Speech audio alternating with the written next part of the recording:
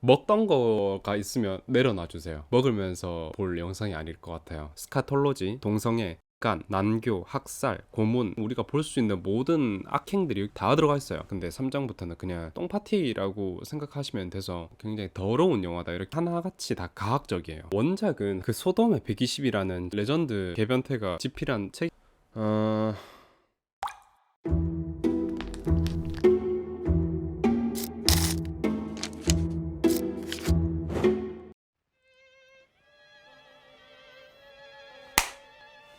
네, 안녕하십니까 여러분들, 딥그린입니다. 이번 주 오늘 또 한 주 끝자락에 다시 돌아왔는데, 이번 주 우리 되게 자주 보죠. 수요일에 간만에 추가 콘텐츠를 하나 올렸잖아요. 그 되게 좀 캐주얼하게 입고 그렇게 나타났었는데, 오늘 다시 좀 격식 차려서 머리도 했고 셔츠도 입었고 이렇게 여러분들 앞에 다시 서게 됐습니다. 저번 주 주말에 뭐 다른 거 놀러 안 가고 작업하고 그래가지고 이번 주 일들 좀 여유롭게 다 해낼 줄 알았는데 되게 많이 밀렸어요. 그래서 엄청 빡세게 바쁘게 움직이고 있는 한 주입니다. 그래도 이렇게 여러분들 앞에 나타났다는 거는 다 잘 해냈다는 얘기겠죠. 바빠도 굉장히 즐겁습니다, 이렇게 여러분들 만나는 일이. 그리고 이번 주 수요일에 올렸던 그 영상을 다시 이렇게 봤는데, 뭔가 첫 컨텐츠 소개할 때가 생각나는 그런 톤이었어요. 저도 모르게 좀 사담이라든지 이런 것들을 프리스타일로 많이 담다 보니까 톤 자체가 굉장히 시니컬해졌더라고요. 그래서 좀 스스로 보면서도 되게 인상 깊었는데, 앞으로 수요일에 올라갈 영상들은 좀 영상체가 그런 식으로 갈 것 같고, 톤도 그런 식으로 갈 것 같고, 그리고 또 좀 더 자유롭게 큰 폭으로 이야기를 해드릴 것 같아요. 그래서 앞으로도 수요일 콘텐츠는 방향성이라든지 주제만 잡아놓고 그냥 다 프리스타일로 그렇게 갈 거고, 제 취향 자체가 뭐 딥하고 심오하고 이런 공포적인 요소가 있는 그런 것들을 굉장히 좋아하고, 또 징그러운 작품 이런 것들도 가리지 않고 다 보는 스타일이다 보니까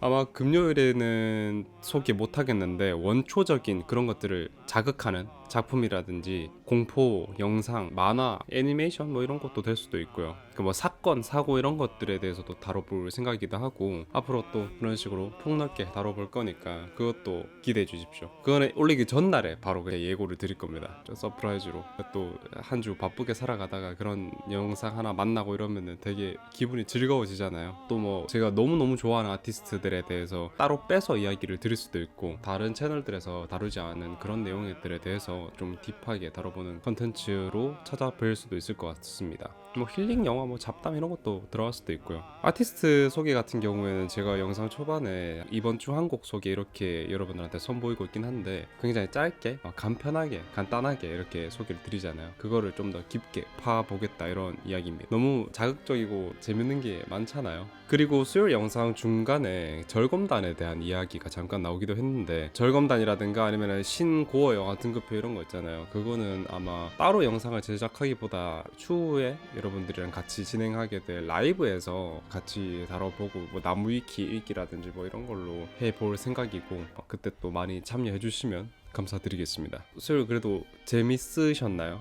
반응이 너무 좋고 여러분들이 진짜 너무 좋아해 주셔가지고 제가 진짜 너무 흐뭇했거든요. 그래서 자주 해야겠다 이러고 최대한 자주 해보도록 하겠습니다. 게시물 댓글들도 다 보는데, 인스타에 그 영상 예고 게시물이라든가 유튜브 게시물에 그런 댓글들이 엄청 많이 달렸더라고요. 진짜 너무 고맙습니다. 여러분들 참 기대를 많이 해주셨는데, 거기에 또 부응하는 영상이 됐길 바라면서 오늘 이야기 또 해보도록 하겠습니다.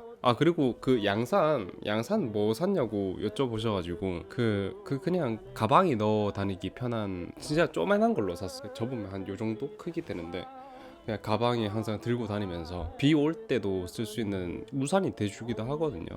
그런 겸용으로 WPC라는 브랜드 거를 샀어요. 29cm인가? 그거 맞나? 그 어플? 거기에서 샀어요. 이런 양산이라든가 저희 삶의 행복도를 조금 증진시켜주는 이런 아이템들 있지 않습니까? 이게 원래 안 쓸 때는 당연히 그 필요성에 대해서 모를 때는 그거를 쓸 생각을 못하죠. 근데 한번 쓰기 시작한 이상 그게 너무 인생에 필수적으로 들어오기 때문에 이제는 없으면 안 됩니다. 근데 이게 내구성이 그렇게 좋지는 않아 가지고 바람 많이 불거나 할 때 쓰시면은 뒤집어지거나 부러질 거예요. 그래서 따라 사신다면 그 부분은 좀 유의를 하시는 게 좋을 것 같습니다. 대학생 여러분들은 이제 슬 다 종강하셨죠? 시험들은 잘 보셨나요? 잘 봤어야 될 텐데요.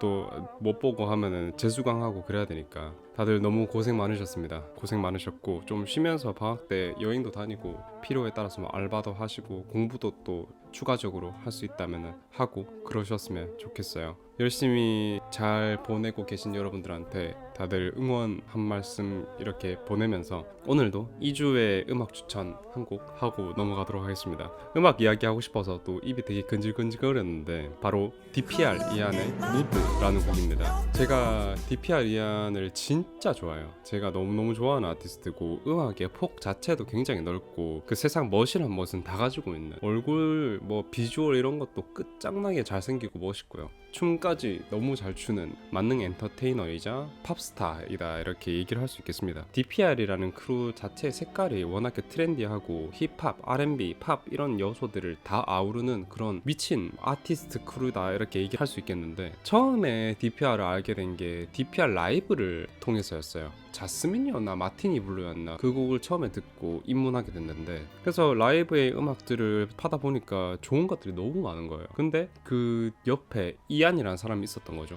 그래가지고 이안의 노래들 중에 처음 들은 게 So Beautiful인데 진짜 너무 잘생기고 멋있고 노래도 기깔나고 이런 거예요. 그래서 이 사람의 음악들을 다 파보기 시작했어요. 그리고 더 빠지게 된 계기가 DPR 크루의 모든 뮤비라든가 영상 제작 감독을 이안이 한다는 것이었어요. DPR 크루의 뮤비라든지 영상들이 멋지기로 진짜 유명하거든요. 힙합 어워드에서도 그 영상으로 상도 많이 타고 영화보다 영화 같은 그런 영상들을 제작해내는데 진짜 제가 존경하는 그런 아티스트입니다. 여기서 아까 소개드렸던 무드라는 음악에 대해서 조금 더 깊게 얘기를 해보자면 이안이 좀 만성적인 조울증을 앓고 있대요. 그래서 인스타도 가끔 비공개를 했다가 공개를 했다가 하는데 심적으로 많이 혼란스러워질 때 그렇게 한다고 합니다. 그거를 인터뷰에서 직접 밝힌 바가 있고 인스타 라이브에서도 그렇게 얘기를 한 적이 있었어요. 그래서 자신의 마음 상태나 정신 상태에 대해서 이야기한 곡들이 굉장히 많아요. 이 자신의 어쩌면 병이라고도 할 수 있는 두 부류의 극단적인 감정에서 부정적인 쪽을 마이토라는 신화적 인물이라든가 어떤 설화적 인물로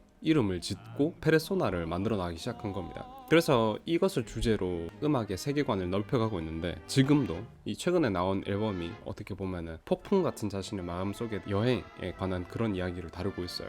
그래서 최근 나온 앨범에 있는 Don't Go Insane이라는 곡도 진짜 명곡인데 무드 이 노래는 그런 이안의 마음과 정신 속의 혼란함이라든가 파괴성을 강력하게 표현한 명곡이라고 이야기를 할 수 있겠어요. 두 자아가 서로를 차지하려고 달려들고 싸우기도 하다가 이안과 마이토 이 둘은 서로를 가장 잘 이해하기도 해요. 그래서 없어지길 서로 바라면서 발버둥 치다가도 나의 깊은 마음속을 가장 잘 이해하고 있는 마이토를 찾아 나서기도 하는 그런 정서적인 아이러니를 매우 감각적으로 표현한 곡이다 이렇게 얘기를 할 수 있겠습니다. 서로 벗어나지 못하는 그런 운명의 림보에서 뒹굴고 있는 그런 표현인데 어떻게 보면은 이게 해리성 인격 장애로 보일 수도 있는 그런 부분이 있긴 한데 이거를 굉장히 매력적인 세계관으로 잘 풀어냈기 때문에 아주 명곡이 됐다 이렇게 얘기를 할 수 있겠습니다. 그리고 곡 시작부터 끝까지 멋으로 가득 차 있어요. 진짜 섹시하고 멋있는 곡이고 저만 듣기 뭔가 좀 아쉬운 느낌도 있고 여러분들에게 이야기를 하고 싶어서 그렇게 하고 넘어갑니다. 제가 얘기하는 곡들이 대부분 대중적인 곡이기도 해요. 근데 그 중에서도 여러분들이 조금 더 많이 들으셨으면 좋겠다라는 생각이 들어서 이렇게 얘기를 드리는 겁니다. 곡의 구성까지 너무 완벽하고 악기라든가 비트의 배치 역시 진짜 미친 곡입니다. 이런 식으로 자신의 멘탈적인 문제를 우울로만 여기지 않고 어떤 서사를 부여하고 음악적으로 풀어낼 생각을 하는 거 보면은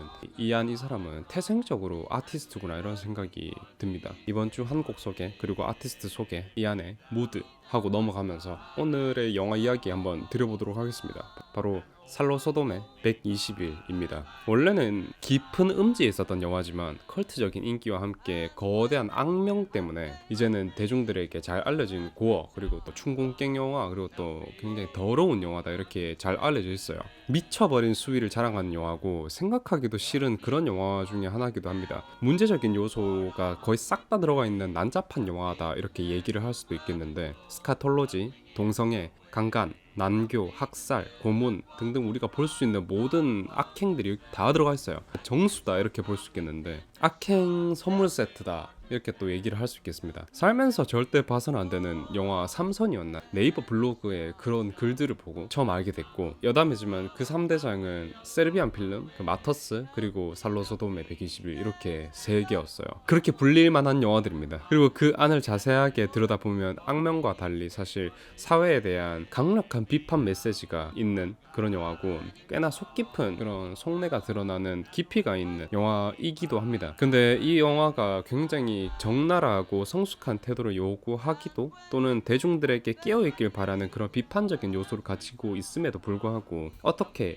악명만 높은 더러운 영화가 됐는지에 대해서도 오늘 또 자세하게 이야기를 해보겠습니다. 그리고 또 단순하게 악명만 높은 영화로 치부되기엔 안에 살펴볼 만한 내용들이 많거든요. 그런 것들 때문에 겁을 지레 먹고 못 보고 계신 분들에게 어떤 제 영화적인 해설로 포문을 열어드릴 수 있는 그런 시간이 됐으면 좋겠습니다. 보라고는 권장 안 드립니다. 안 보셔도 돼요. 그러니까 제가 봤으니까 제 해설만 듣고 넘기셔도 됩니다. 이제 저랑 같이 한번 자세하게 살펴보러 갑시다, 여러분들.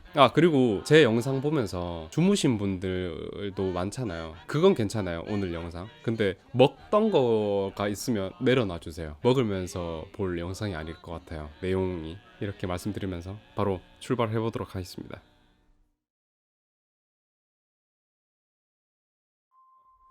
영화가 시작합니다. 근데 영화 시작에 크레딧이 먼저 올라와 있어요. 그리고 올라와 있는 크레딧 배경으로 너무 아름다운 음악 선율이 번져 나오는데 진짜 제 스타일입니다. 너무 제 스타일의 클래식 곡들인데 진짜 너무 좋았어요. 뭔가 들어본 음악의 선율이다 생각하게 될 쯤에 음악 감독 엔리오 마리꼬네 이렇게 뜹니다. 대부의 OST를 만들어냈던 그 거장 음악가입니다. 그 이후에 희생자 목록이 뜨고 어떤 정확하게는 알 수 없는 그런 크레딧인데, 글쎄요, 음악이 너무 좋아서 초반에 아름다운 영화라고 깜빡 속으실 수도 있을 것 같아요. 근데 여러분들, 지금까지는 정신 바짝 차려야 됩니다. 본격적으로 시작합니다. 배경은 1944년에서 1945년의 나치 파시스트 점령 하에 북부 이탈리아입니다. 제1장 지옥의 입구. 어떤 아름다운 항구 도시의 모습이 보입니다. 뒤이어서 어떤 네 남자가 어느 어두운 방에 모여서 창가의 햇빛에 기대어서 뭔가를 작성하고 있습니다. 어떤 남자가 무언가를 작성해서 장관이라고 하는 사람에게 명부를 넘겨줍니다. 서로를 의장, 주교, 그리고 판사, 공작 이렇게 부르는 걸 봐서 어떤 고위층인 걸 알 수 있겠습니다. 그리고 이들이 파시스트인 것은 우리가 영화 초반에 바로 알 수 있게 됩니다.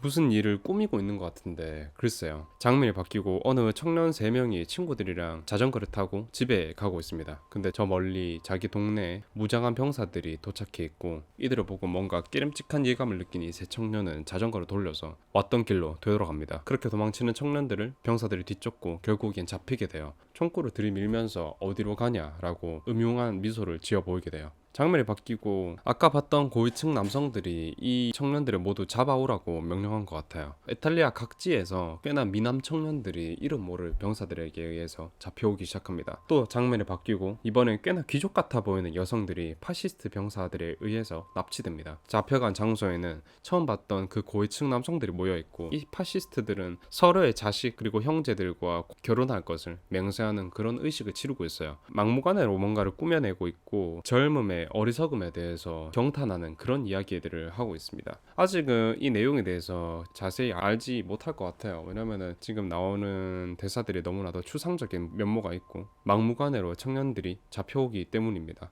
그리고 각지에서 잡혀온 남녀들이 한 저택에 모입니다. 그리고 아직 나이가 어린 이들의 눈에는 순수함이 묻어 나오고 있어요. 뒤이어서 나이든 파시스트들이 탁한 눈으로 이 소년들을 둘러싸기 시작하고 질문을 하고 성적인 추문을 하기 시작합니다. 성희롱을 하고 너를 범하겠다라는 협박을 해대고 있고요. 이러는데 갑자기 막 바지를 벗겨본다거나 성기를 확인한다거나 이런 묘사들이 나오고 있어요. 그리고 이 영화는 그런 성적인 묘사들에 대해서 조금 더 카메라를 돌리거나 안 보이게 한다거나 그런 게 없습니다. 굉장히 노골적으로 그렇게 표현을 하고 있어요. 그래서 이런 묘사에 익숙하지 않은 분들 같은 경우는 굉장히 식겁하실 것 같다, 이런 생각을 하게 되는 부분입니다. 마치 가게에 잘 진열된 상품처럼 아이들에 대한 소개를 하면서 파시스트들은 하나하나 이름을 확인하고 품평을 하기 시작해요. 이 아이들을 잡아오기 위해서 거의 2년간 눈독을 들여오기도 하고 군침을 삼켜왔다는 그런 개소름 끼치는 소리들을 합니다. 이번엔 소녀들 차례입니다. 집사 같아 보이는 여성이 있는데 이 사람은 원래 매춘부였습니다. 이 매춘부가 소녀들을 하나하나 데리고 와서 성품을 설명하듯이 남자들에게 선보이게 돼요. 소녀들의 눈에는 어찌 될지 모르는 앞날에 대한 그런 두려움이 서려 있습니다.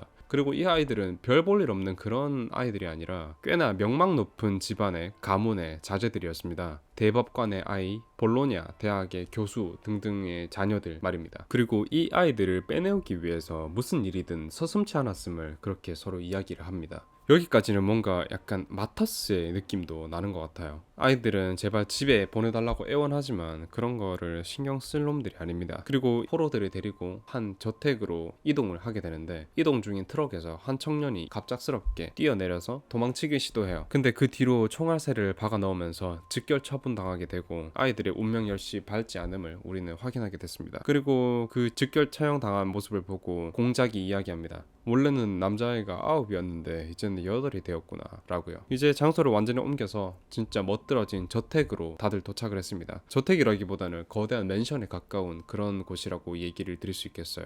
그리고 이 포로들을 정원에다가 모아놓고 장관이라고 불리는 남자가 이야기합니다. 완전히 본색을 드러내게 되는 거죠. 너희들은 우리의 쾌락만을 위해서 여기에 모였다. 바깥 세상에서의 자유가 허용될 거라고 기대하지 마라. 너희가 여기에 모여있는 건 아무도 모른다. 죽은 목숨이라고 생각하고 이를 받아들여라. 그리고 여기에서 행해지는 일정과 규칙에 대해서 이야기를 쫙 해줍니다. 온갖 더러운 난교가 펼쳐질 것이라는 그런 이야기가 주된 것이었고 너희들은 모두 범해질 것이고 규칙을 조금이라도 어길 시에는 손발이 잘리고 사형에 처해질 것이다 라는 이야기를 하게 돼요. 그리고 종교적인 활동을 하게 된다면 역시나 사형으로 처벌당할 것이라고 무시무시한 경고를 마지막으로 하는 것으로 이때 연설을 마치게 됩니다. 여기에서 제2장으로 넘어갑니다. 기벽의 장입니다. 이 영화가 무슨 의미인지 좀 의문이 드실 것 같은데 기벽의 장이라는 표현은 절대 자주 쓰이는 표현은 아닙니다.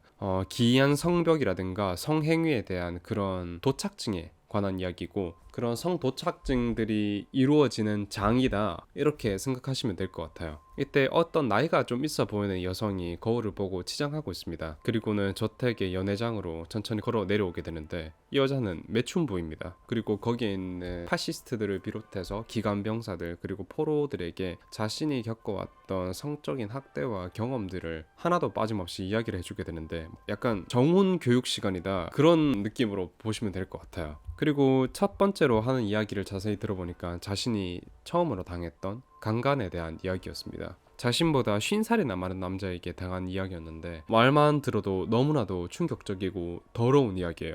배뇨 도착증 환자가 자신을 추행한 이야기였는데 그 말을 듣다가 너무나도 흥분한 주교가 남자아이를 하나 데리고 갑자기 강제로 방에 들어가게 돼요. 무슨 일을 당하고 있는지 우리는 알 수는 없지만 직접적으로 보진 않았지만 어떤 행동을 당하게 됐는지 대충은 알게 될 것 같습니다. 이런 공포스러운 설교 시간이 끝나고 식사 시간이 찾아오게 됩니다. 그리고 여기저기 음식 서빙을 하고 있는 소녀들은 완전히 나체의 모습으로 시중을 들고 있어요. 이것만으로도 너무 경악스럽기 짝이 없는 그런 모습인데 한 소녀가 기관병이 의도적으로 내민 그 발에 걸려 넘어지게 돼요. 들고 있던 식기가 앞으로 엎어지면서 와장창 다 부서지게 되는데 그 엎드린 자세가 되자 그 뒤에 그 병사가 뒤를 덮쳐오게 되고 강간을 하게 되는 거죠. 그 모습에 경탄을 하면서 감명받은 공작이 갑자기 바지를 벗고 자신의 뒤를 마구 자랑하다가 자기 차례라고 하면서 앞에 막 이렇게 대요.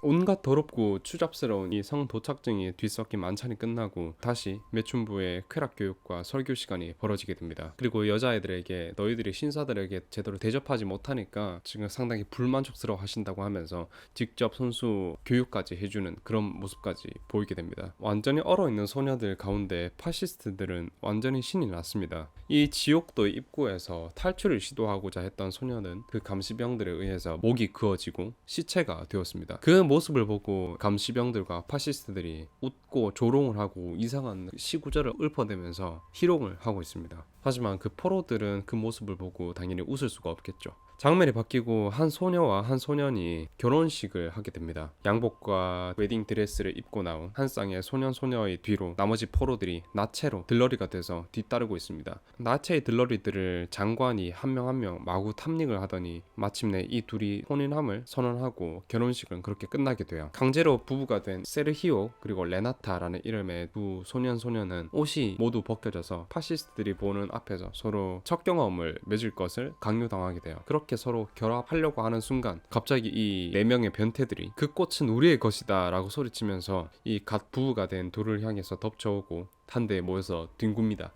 이제 나체 상태의 이 피해자들에게 개처럼 목줄까지 채우고는 개처럼 짖게 하고 먹이를 던져주고 그런 악행들을 저지르기 시작해요. 이때 흥분한 판사는 채찍을 들어서 한 소년을 마구잡이로 두들기기 시작하고 도망치는데 실패한 그 채찍질 끝에 소년은 마침내 정신을 잃었고 그 모습에 감명받은 장관은 빵에 몰래 못을 마구 집어넣고 한 소녀에게 먹여요. 그리고 당연히 그것을 받아 먹은 소녀의 입에서는 피가 터져 나오면서 그 모습을 보고 굉장히 즐거워하면서 이 행사는 끝이 나게 됩니다. 다시 다들 나체로 연회장에 모였고 매춘부는 미시 로리라는 이름의 장관의 기벽에 대한 이야기를 하게 됩니다. 그리고 이것은 자신이 직접 겪었던 일이었어요. 그리고 그 미시로리라는 사람은 의상 도착증을 가진 사람이었고 매춘부의 옷을 마구마구 다 찢어버리고 그것들을 벽난로에 넣고 옷가지가 불타는 모습을 보면서 자위를 했다라는 이야기를 마지막으로 제2장은 막을 내리게 됩니다. 그리고 제3장이 펼쳐지게 됩니다. 똥의 장입니다. 이제 진짜 본격 살로 소돔의 121이 시작한다라고 생각하시면 될 것 같습니다. 더러운 묘사가 계속 나올 예정입니다. 지금부터 여느 때와 같이 매춘부가 모두 모인 자리에서 썰을 풀기 시작합니다. 자신의 용변을 개걸스럽게 처먹던 그 변태 성욕자에 관한 이야기를 푸는데 이때 장관이 말을 끊고 나서야 어머니의 은혜에 대한 뒤틀린 해석을 내놓게 되는데 그런 폐륜적인 자신의 행적에 관한 이야기들을 냉소적인 태도로 사람들에게 이야기를 해줘요. 그 이야기를 듣고 있다가 어떤 어머니 생각이 나서 그랬는지 한 소녀가 눈물을 흘리면서 공포에 질려 있어요. 그리고 장관이 그 소녀에게 왜 우느냐라고 질문하게 되는데 더 이상 자신의 명예를 더 더럽히지 말고 차라리 죽여달라고 애원합니다. 그 모습에 또 뭔지 모르겠는데 네가 그렇게 처음 보는 울음소리로 애원하고 비는 걸 보니 말할 수 없는 흥분이 올라오는구나 라고 이야기를 하면서 갑자기 연회장 중앙으로 가서 바지를 벗고 변을 보기 시작해요. 그리고는 스푼을 하나 쥐어주면서 그 변을 먹게 하는데 당연히 이 소녀가 구역질하면서 견딜 수 없어 하죠. 막 눈물을 흘리면서 구역질을 꾸역꾸역 참으면서 그것을 고통스러워하면서 먹고 있는데 그 파시스트가 그 모습을 보고 굉장히 흐뭇해합니다. 이후 당원들이 잡혀온 포로들에게 용변을 화장실에서 보지 못하게 만들었어요. 그리고 어떤 커다란 통 같은 데다가 변을 이제 다 모으게 됐는데 이 파시스트들에게 이 변들이 굉장히 귀하고 고귀한 음식으로 받아들여져요. 제가 말씀드렸다시피 배뇨하는 거 자체 그리고 스카톨로지스트라고 앞서서 잠깐 이야기했지 않습니까? 완전히 거기에 미쳐있는 인간들인 거죠. 그렇게 이 변들을 커다란 통에 모아두는데 이걸 어디다 쓸지 대충 예상이 되던 그때 세르히오라는 포로 한 명과 한 파시스트 늙은이의 동성 결혼식이 열리게 됩니다. 그리고 이후에 만찬이 열리게 되는데 다들 테이블에 착석해 있어요. 근데 어떤 이 커다란 통에 음식을 담아서 배식을 하기 시작합니다. 그리고 이 음식이라는 건 그간 포로들이 모아뒀던 배설물들이었던 거죠. 각각 접시에 덜고 식사를 시작하게 되는데 이 엄숙한 피로연을 맞이하여 최상의 진미를 맛보게 된 것이라는 이야기와 함께 당원들의 얼굴에는 즐거움이 가득합니다. 해당 파시스트는 이것을 억지로 자신의 신부에게 마구 먹여요.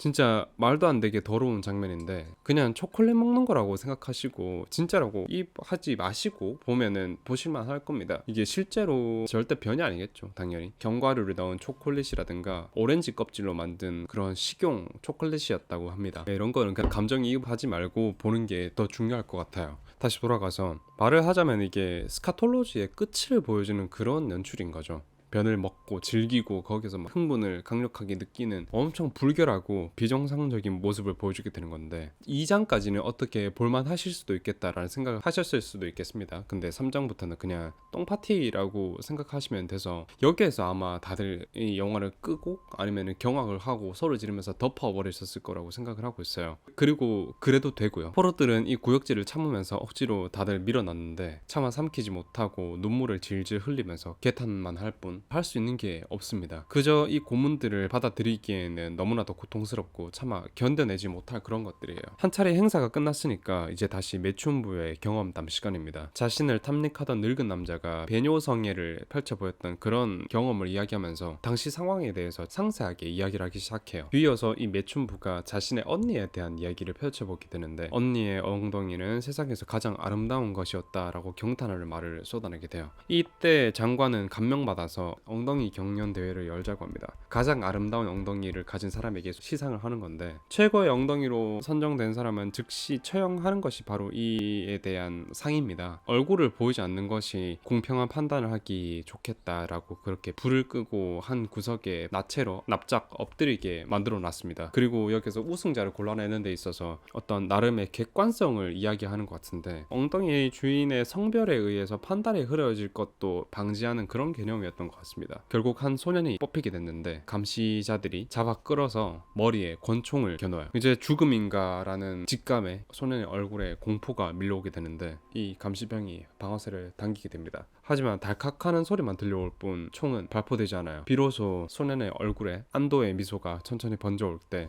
이야기합니다. 네가 이렇게 시시하게 죽을 줄 알았더냐? 너를 그렇게 시시하게 편하게 죽여주지 않을 것이다 라는 것으로 이 경연은 마치게 됩니다. 그렇게 경연이 끝나고 다시 매춘부가 연회장에 앉아서 이야기를 하기 시작해요. 변에 집착하던 남자 이야기, 그리고 사형에 처해지기 직전의 사람들의 변만을 원하던, 더 나아간 도착증 환자들에 대한 자극적인 이야기들을 이어나가는 이 장의 모습을 보여주면서 페이드아웃되고 3장은 끝이 나게 됩니다. 그리고 마지막 4장입니다. 피의 장입니다. 똥파티 이후에 뭐가 나오겠습니까? 피가 터져 나오겠죠. 파시스트들 4명이 이제 마치 귀부인처럼 옷을 입고 치장을 하고 있습니다. 또 뭔가를 꾸미고 있는 것 같은데 이제는 뭐 감조차 안 옵니다. 예상이 안 가요. 벌써 불안해지고 있습니다. 그리고 이들의 행적은 상상을 초월하고 예상의 범주를 아득하게 뛰어넘기 때문에 우리의 시각으로는 절대 알 수 없는 그런 것입니다. 자신들이 마치 진짜 아리따운 여성이 된 것처럼 열심히 가꾸고 있는데 진짜 인지부조화가 올 정도로 그런 기괴한 모습을 보여주고 있습니다. 결혼식을 한다고 해요. 장관이 가장 급하다고 하는 만큼 결혼식을 가장 먼저 거행하게 됩니다. 하지만 이 포로들이 두려움에 경직돼서 망부석처럼 서 있는 걸 보고 화가 나서 소리치고 웃고 춤추라고 강요합니다. 어떻게 춤추고 웃고 떠들고 하겠어요. 근데 이때 매춘부가 나타나서 그들의 앞에서 연극을 해 보이면서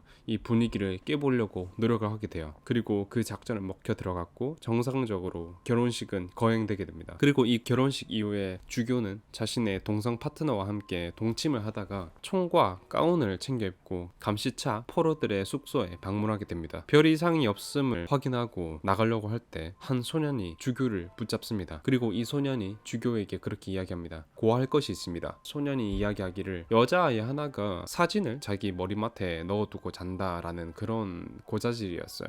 이 말을 듣고 경노한 주교는 그 소녀를 찾아가게 됩니다. 그리고 사진을 내놓으라고 그 여자에게 겁박을 하자 순순히 사진을 건네주게 돼요. 그리고 처벌의 화살이 자신에게 향할 것이 두려워서 또 다른 아이들을 고발하기 시작합니다. 두 소녀가 매일 밤 서로 동성애적 성행각을 벌인다라는 것을 폭로하게 돼요. 그리고 이것은 처벌받을 것을 피하고자 서로가 서로를 고발하는 그런 모양새가 나타나게 된 거죠. 그리고 주교에 의해서 현장에서 발각된 그 두 소녀는 또 다른 고발을 이어나가게 돼요. 에지오라는 소년이 매일 밤 흑인 하녀에게 찾아간다라는 것을 폭로하게 됩니다. 거의 해가 다 뜰 무렵 파시스트들은 현장을 급습하게 돼요. 마침 에지오는 그 흑인 하녀와 정사를 벌이고 있을 때였습니다. 발각되어도 에지오는 목숨을 구걸하거나 다른 사람을 고발하지 않았어요. 오히려 당당하게 주먹을 쥐어서 앞으로 펴는 히틀러식 경례를 그들에게 보이면서 강력한 조롱을 선보이게 됩니다. 분노가 폭발한 이 4명의 파시스트들은 에지오에게 총알 세례를 박아넣습니다. 날이 밝고 단원들은 모든 포로들을 불러 모읍니다. 그리고 이 모습을 보고 감시병들은 너희들은 이제 죽은 목숨이라고 조롱을 하면서 총을 쏘는 그런 신용을 해보이게 돼요. 곧이어서 당원들이 모두 나타나고 은근슬쩍 어제 처음으로 고발한 그 소년을 칭찬하는 듯이 웃어 보이고 쓰다듬어 줍니다. 그러더니 너희들의 죄가 너무나도 중해서 처벌을 내릴 것이다 라고 이야기를 하고 파란 리본을 받는 사람들은 이제 끔찍한 최후를 맞이할 것이라는 암시를 해보이게 돼요.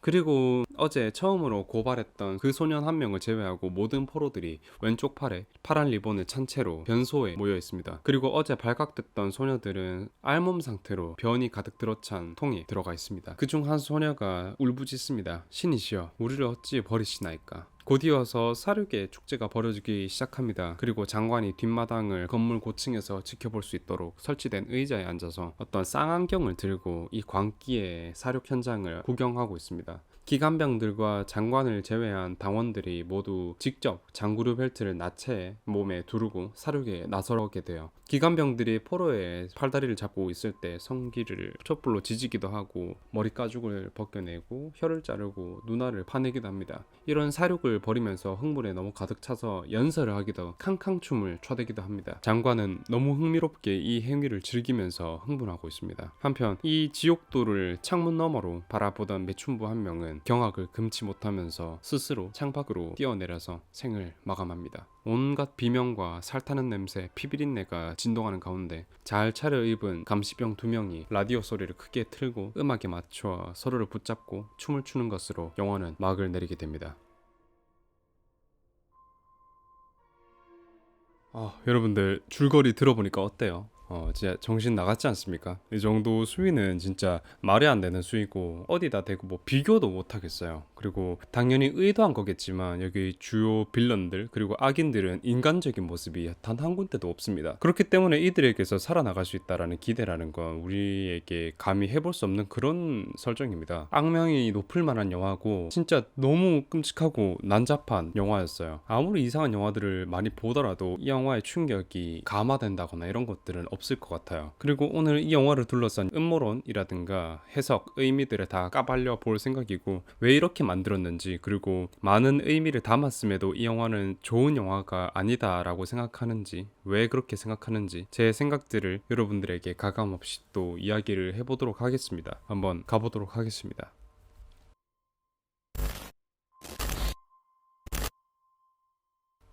이 영화의 목적이 뭐냐라고 한다면 가장 첫 번째로 나올 이야기는 파시즘에 관한 이야기입니다. 그리고 살로 소돔이라는 것 자체가 살로 공화국, 그러니까 소돔과 고모라에서 나오는 소돔과 여기에 나오는 살로 공화국을 동일시한 것이라고 볼 수 있겠습니다. 그리고 살로 공화국은 독일이 이탈리아 북부에 설립한 괴뢰 정부인데 거기에 이제 지도자가 바로 우리가 알고 있는 무솔리니였죠. 파시즘이 뭐냐라고 궁금해하실 것 같은데 다들 아시고 있을지 모르겠습니다만 이게 거의 관용어처럼 요새 좀 많이 쓰이고 있는 추세가 있기 때문에 그래서 파시즘이 정확하게 뭔데라고 질문을 하는 거에 답변을 드리자면은 나치즘이라고 한다면은 뭐 극단적인 순혈주의, 뭐 아리아주의 이렇게 해서 인종차별 그리고 군국주의로 이루어진 폭력주의다 이렇게 얘기를 할 수 있겠는데 파시스트 하는데 파시즘은 국가를 떠받들고 개인은 완전히 무시되는 그런 강력한 전체주의를 이야기하는 겁니다. 이렇게 생각을 하시면 될 것 같고 전체주의라는 것 자체가 군국주의로 쉽게 발전되고 개인이 완전히 싸그리 무시되고 개성이 완전히 무시되기 때문에 검열이라든지 통제가 강해지는 그런 국가관이라고 이야기를 할 수 있겠습니다. 당연히 그 내에 존재하는 약자들을 멸시받고 또 배제되게 되는 거죠. 또는 숙청의 대상이 되기도 합니다. 나치 독일 그리고 2차 세계대전 당시 일본 역시 그 파시즘의 한 계열이라고 보시면 될 것 같습니다. 그리고 옛날에 격언 중에 이런 말이 있어요. 고대 격언인지 싶은데 나라가 혼란할 때 실력자 한 명에게 권력을 몰아줘야 된다 뭐 이런 말이 있는데 이게 바로 전체주의의 시작이라고 볼 수 있습니다. 그리고 전체주의가 곧 독재를 의미하는 것이기 때문에 한 명의 실력자가 강단 있게 상황을 정리할 권한을 완전히 몰아주고 앞장서게 만들어야 된다라는 건데 무정부 상태라거나 나라가 완전히 혼란스러운 시기에 이런 독재자가 나타난다라는 게 경제성장이라든가 이런 사회 기저에 깔려있는 문제들을 빠르게 해결할 수 있다라는 그런 측면이라고 얘기해야 될 것 같고 그게 이제 좋은 예가 아무래도 그 옛날에 유고 연방의 지도자였던 티토에 대해서 이야기를 잠깐 할 수 있겠습니다. 그 문화 그리고 인종 등등 굉장히 화약고 같던 세르비아, 보스니아, 크로아티아 이쪽 그 유고 연방을 강력한 카리스마를 기반으로 하나로 뭉쳐서 경제성장이라든가 국제적인 입지를 크게 다져갔던 인물인데 그 사람이 죽고 나서 바로 보스니아 내전이 터지게 된 거죠. 그렇기 때문에 그런 경제 성장이 반짝 온다고 하더라도 피 위에 공포 위에 세워진 유토피아이기 때문에 언제든지 빠르게 무너질 가능성이 있고 비윤리적인 문제들이 많이 산재해 있습니다.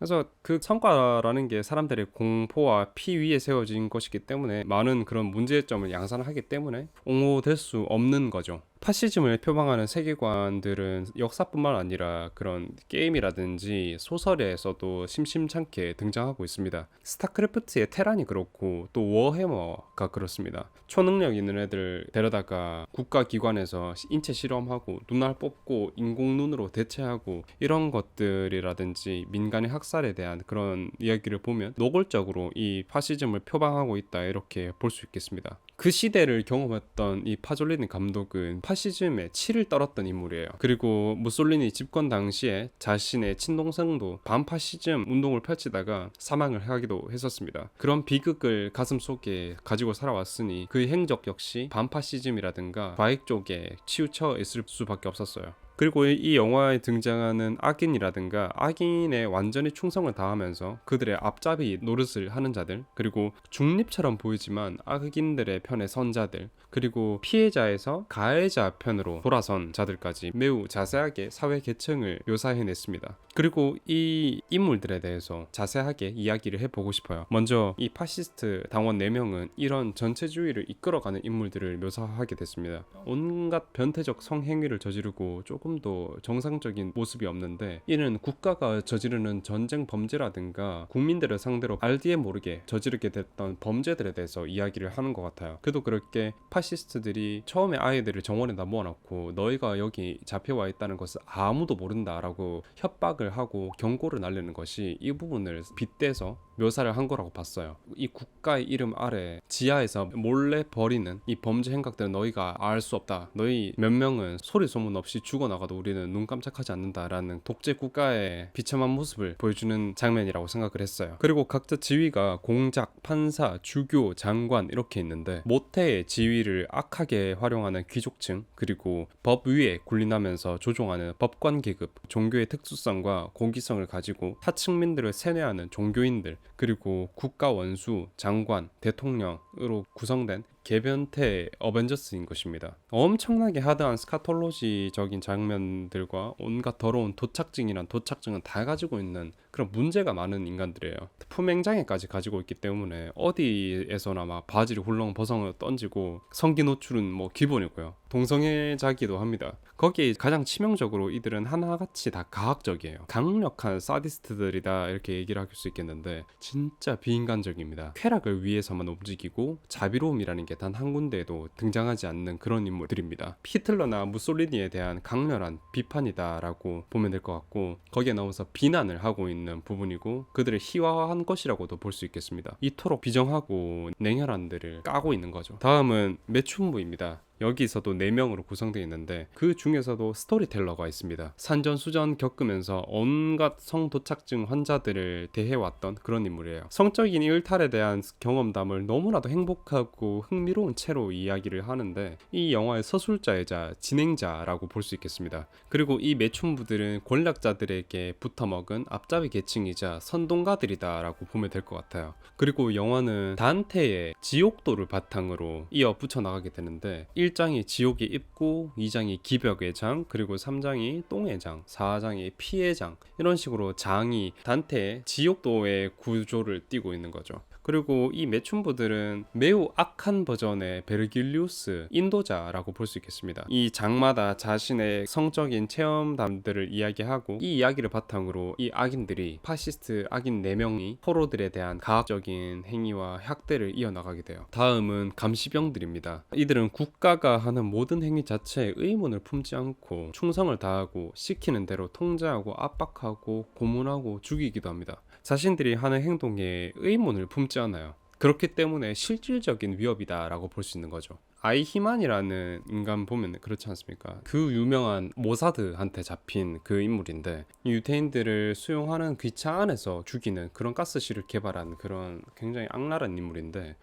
자신은 그냥 일만 하는 공무원이었다 이렇게 주장하고 의문을 품지 않았던 전범이었습니다. 강력한 전범으로 결국에는 모사드한테 체포당하고 전범 재판에 서서 형장의 이슬로 죽게 됐는데 악의 평범성이라는 그런 유명한 정의를 내리게 만든 범죄자이기도 합니다. 그리고 마지막은 이 포로들입니다. 포로들의 인원은 그 총 18명이었는데 점점 하나씩 숫자가 줄게 됐어요. 살해를 당해서. 영화 전체를 통해서 성적인 학대라든지 굴욕 그리고 고문 이런 것들을 시종 일관 당하고 어떤 저항조차 제대로 하지 못하고 있습니다. 이들은 일반 민중 그리고 또 시민이다 이렇게 얘기를 할 수 있겠어요. 여기에서 이 사람들의 개성이라든지 이런 것들은 완전히 무시되고 놀이개로만 활용이 됩니다. 어떤 익명화된 대중이다 또는 도구다 이렇게 취급을 받고 있는데 권력자에게 말도 제대로 하지 못하고 당하는 그런 시민이라고 볼 수 있겠어요. 여기에서 질문하고 의문을 품게 돼요. 왜 아무도 여기서 다들 담합해서 저들을 전복하지 않지?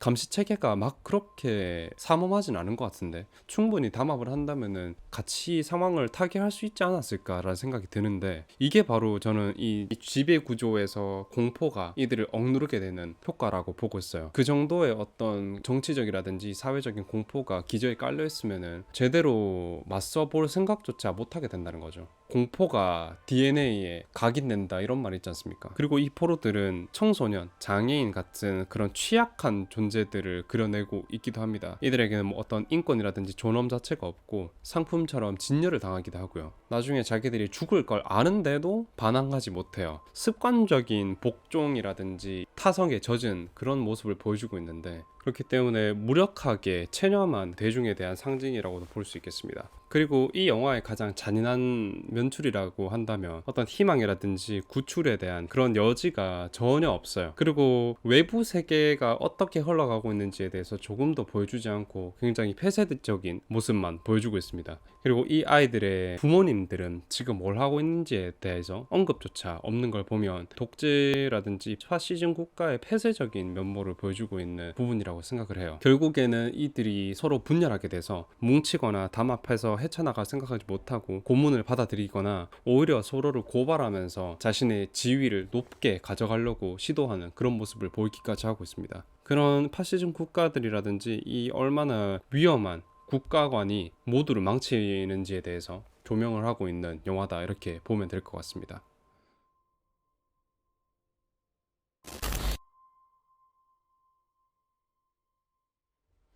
그리고 이거 원작은 한 번은 들어보셨을 것 같아요. 그 소돔의 120이라는 작품 괴작이라고 해야 될 것 같은데 사드라는 사람이 프랑스에 살고 있었습니다. 지위가 후작이었어요. 공작, 후작, 백작 이렇게 했는데 자신의 영지가 격상됨에 따라서 백작에서 후작이 되었다 이렇게 이야기가 됐는데 그래서 우리나라에는 사드 후작이다 이렇게 알려지게 됐는데 후작이 이름의 일부가 아닙니다. 도나싱 알퐁스 프랑수아 드 사드 줄여서 마르키 드 사드 이렇게 불리는데 이 사람의 이름을 따서 가학적인 성행위를 즐기는 이런 것들을 한데 뭉쳐서 사디즘이다 이렇게 부르게 되는 거죠. 세디스트, 사디스트 뭐 이런 게 다 여기서 나오게 된 겁니다. 고문을 하고 절단을 하고 그리고 쾌락을 위해서 살인을 저지르는 이런 모든 행위들을 총괄해서 사디스트들이다 라고 부르기도 해요. 그리고 사드는 완전 어린 시절부터 남봉꾼 기질이 있었는데 미성년자들을 간음한 죄로 구속을 당하게 돼요. 루이 16세가 프랑스 대혁명으로 처형당하기 전까지 옥살이를 하게 됐는데 그게 한 13년 정도 된다고 합니다. 그때 그 유명한 바스티유 감옥에 투옥되었었는데 거기에서 집필을 한 것이었어요. 둘둘 말린 두루마리 같은 형태의 책인데 이게 바스티유 감옥 습격 사건에서 유실되었다가 기적적으로 되찾게 됐어요. 사드가 죽고 난 그 사후에 책이 되찾게 되었는데 이 개변태가 이 전 세계 역사상 레전드 개변태가 집필한 책이 얼마나 남잡하고 더럽겠어요. 그래서 전 세계를 경악시킨 스토리가 안에 적혀져 있었고 추후에 한국에 번역본이 들어왔을 때 번역가가 이제 자신을 익명으로 해달라 하기도 했습니다. 그 정도로 미친 온갖 변태적 망상이 다 들어가 있는 책이고 이런 책을 읽으면서 가끔 느끼는 건데 이게 영상도 아니고 텍스트만으로 미쳐버리겠다라는 기분을 느끼고 상상하게 되는 것이 글이라는 게 정말 잠재성이 엄청나구나 라는 생각이 들기도 합니다. 이거를 다 읽진 않았는데 몇 군데를 읽은 적이 있어요. 그래서 이 가학적인 성행위라는 게 어떤 시대를 타는 게 아니구나 라는 깨우침을 가지게 되었던 책이었습니다. 너무 깜짝 놀라게 됐던 그런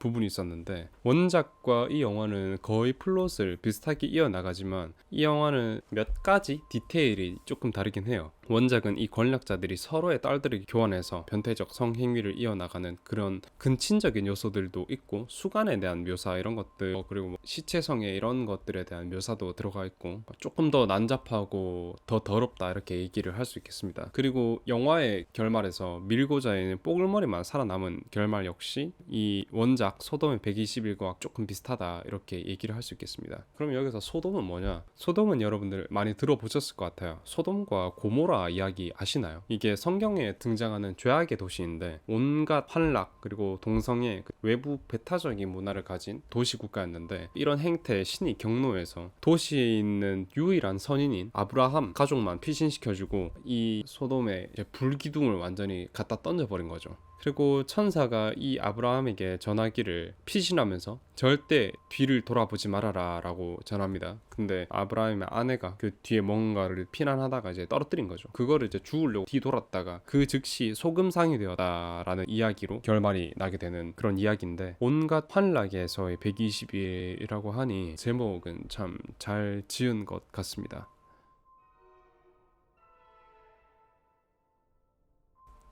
파졸리니의 영화들은 파격적이고 염세주의적인 면을 가지고 있기로 굉장히 유명해요. 그리고 꽤나 명작이기도 하고요. 의외로 고어적이고 파괴적인 이런 영화는 그의 필모그래피 중에서 이게 유일합니다. 너무 이건 반전적인 부분인데 파졸리니의 최후에 대해서도 이야기를 좀 해보고 싶어요. 아까 앞서서 이야기했다시피 동생이 반파시즘 무장운동을 펼치다가 사망을 했었어요. 그 여파로 당연히 강력한 반파시즘 성향을 띠게 되었고 좌파적인 성향을 크게 띠게 된 거죠. 자연스럽게 이탈리아 우익과는 사이가 굉장히 나빴고 이 영화가 너무 파격적이고 동성애에 대한 강렬한 묘사와 노골적인 성행위가 들어있기 때문에 이 영화 이후에 좌익 세력과도 척을 지게 됐다라고 합니다. 그런 와중에 이 영화가 탄생하고 얼마 지나지 않아서 괴한들에게 집단 린치를 당해서 사망했고 현장에서 이 시신을 발견했을 때는 얼굴의 형체가 알아보기 힘들 정도로 깨져 있는 상태였다고 합니다. 이 배후 세력이 누구인지 진살인범이 누구인지 이런 것들은 아직도 의견이 분분해요. 파졸리니의 동성 애인이 이 사람을 살해했다고 알려진 바 있지만 그마저도 확실하지는 않다고 합니다.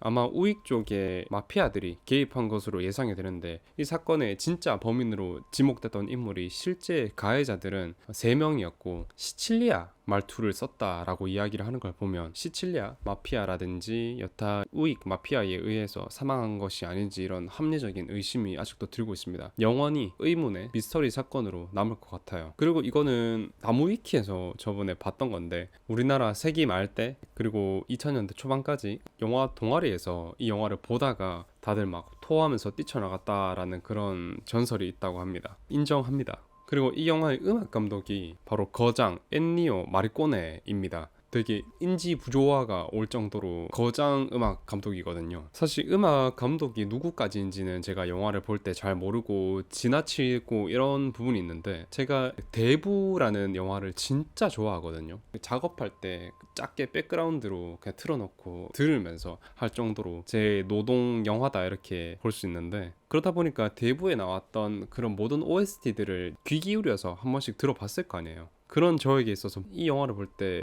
뭔가 익숙한 풍의 음이 들려서 자세하게 찾아보니까 이분이셨던 거예요. 진짜 깜짝 놀랐습니다. 아니 이거 어떻게 이런 거장이 이런 영화의 음악을 만들었지라고 생각을 했는데 알고 보니까 파졸리니 감독과 굉장히 큰 친분이 있었고 이 영화 자체에 대한 그런 스토리는 굉장히 마음에 들지 않아 했대요. 근데 파졸리니 부탁이니까 그냥 참여했다 그렇게 말이 전해져 오고 있습니다. 그리고 촬영장의 분위기 같은 경우에는 예상치 못하게 꽤나 즐겁고 화기애애한 분위기였는데 그 중에서도 한 번씩은 똥 먹는 이런 장면들 찍고는 막 구토하러 가기도 하고 그런 해프닝이 있었다고 해요. 그리고 추후에 인터뷰라든지 메이킹 필름 이런 거 보면은 이 장면이 더럽고 역겨운 장면이라는 것을 전혀 인지하지 못하고 찍었다라는 그런 게 나오는데 글쎄요. 폭행 묘사가 나오고 그런데 진짜 과연 그랬을지는 저는 조금 잘 모르겠습니다. 그리고 조금 몰입을 깰 수도 있는 이야기인데 등장인물들이 완전히 전문적인 연기자처럼 보이진 않아요. 그렇다 보니까 연기가 약간 어설프다 이런 부분이 가끔 등장하는데, 조금 들러리로 나와 있는 그런 장면들 보면은 애들이 좀 연기 대충 하고 있는 그런 부분도 있거든요. 결혼식 장면에서 장관이 흥분해서 모든 사람들을 마구잡이로 만지고 더듬는 그런 추행 장면이 있는데, 여기 자세히 보면은 뒤에 있는 여자애가 이 상황을 참지 못하고 웃고 있어요. 그것도 막 빵 터져갖고 웃고 있는데, 이 장면에 NG를 안 내고 그냥 내보냈던 거죠. 좀 인간적인 면이 있어서 오히려 저 장면을 보니 다행이다 싶었습니다.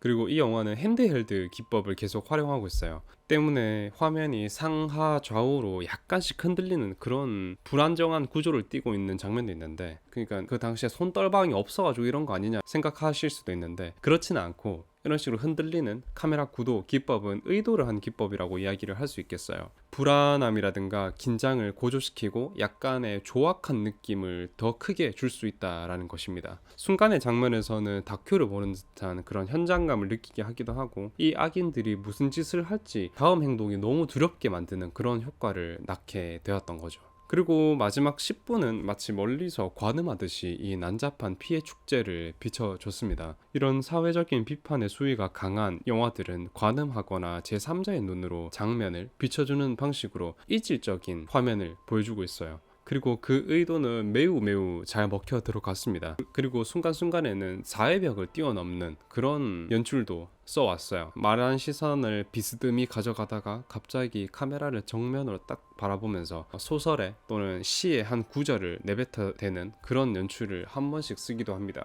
이 영화 시종일관 내내 그런 모습을 보이는 게 아니다 보니까 흠칫하는 느낌을 받게 돼요. 과학적인 것에 대한 찬미를 쏟아내는 그런 내용이었기 때문인데, 너희가 보고 즐기고 말든 역겨워하든 말든 우리는 영화 내내 이 행위들을 계속해 나갈 것이다 라는 경고장으로 보이기도 했습니다.